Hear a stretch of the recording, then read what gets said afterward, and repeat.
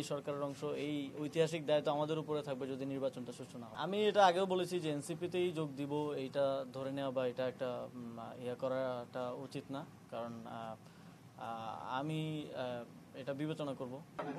তো তফসিলের আগের যেই বক্তব্যটা আমি দিয়েছি সেটা শুধু আমি আমার কথা বলি নাই, আমি বলছি যে যাদেরই রাজনীতি করার ইচ্ছা আছে সবাই শুধু হয়তো ইয়ার কারণে, পরিচিতি বেশি হওয়ার কারণে আমার বা মাহফুজ ভাই বা ছাত্র উপদেষ্টাদের কথা বলে থাকেন, কিন্তু এই সরকারে তো আরও অনেকে আছেন যাদের পূর্ববর্তী রাজনৈতিক পরিচয় আছে, এখনো হয়তো আছে, এবং সামনেও রাজনীতি করবেন কিংবা নির্বাচনও করবেন। সরকারের বিভিন্ন জায়গায় হয়তো আরও অনেক এরকম আছেন।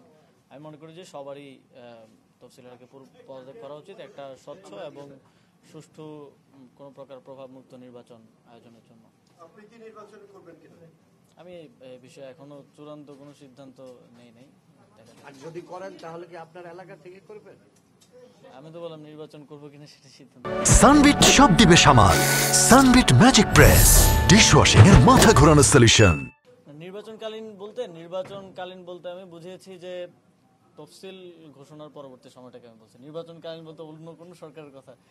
এই সরকার তার নিরপেক্ষতার সাথে আমি মনে করি যারাই রাজনীতি করতে চায়, শুধু ছাত্র উপদেষ্টারা না, আর যারাই চাইবে তাদেরই উচিত নির্বাচনের সময়টাতে না থাকা, যাতে করে কোনোভাবেই নির্বাচনটা প্রস্তাবিত না হয়। যেহেতু আমাদের মাননীয় প্রধান উপদেষ্টা বারবারই বলছেন যে আমরা ইতিহাসের একটা শ্রেষ্ঠ নির্বাচন উপহার দিতে চাই, আর সেটা আমরাও চাই, যেহেতু আমরা এই সরকারের অংশ, এই ঐতিহাসিক দায়িত্ব আমাদের উপরে থাকবে যদি নির্বাচনটা সুষ্ঠু না হয়। সেটা তো সরকারের সিদ্ধান্ত, এবং এই বিষয়ে আসলে আমি টকশোতে র্যান্ডমলি কথার সময় বলেছি, এই বিষয়ে সরকারের ভিতরেও আমাদের চূড়ান্ত সিদ্ধান্ত হয়নি। সরকারের ভিতরে আমরা নিজেরা আলোচনা করবো চূড়ান্ত একটা সিদ্ধান্ত।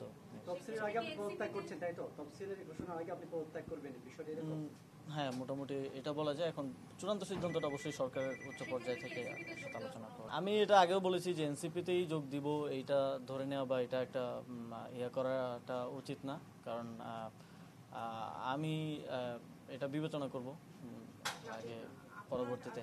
উপদেষ্টা না শুধু, আমি মনে করি যে রাষ্ট্রীয় যে কোনো দায়িত্বে যদি এমন কেউ থাকেন যারা আগে রাজনীতি করেছেন বা সামনেও রাজনীতি করার পরিকল্পনা আছে কিংবা নির্বাচন করার পরিকল্পনা আছে, তাদের কারোই সরকারে থাকা। নির্বাচন করার পরিকল্পনা কিংবা রাজনীতি করার পরিকল্পনা, শুধু নির্বাচন করলেই যে পক্ষপাত হইতে পারে এটা তো না।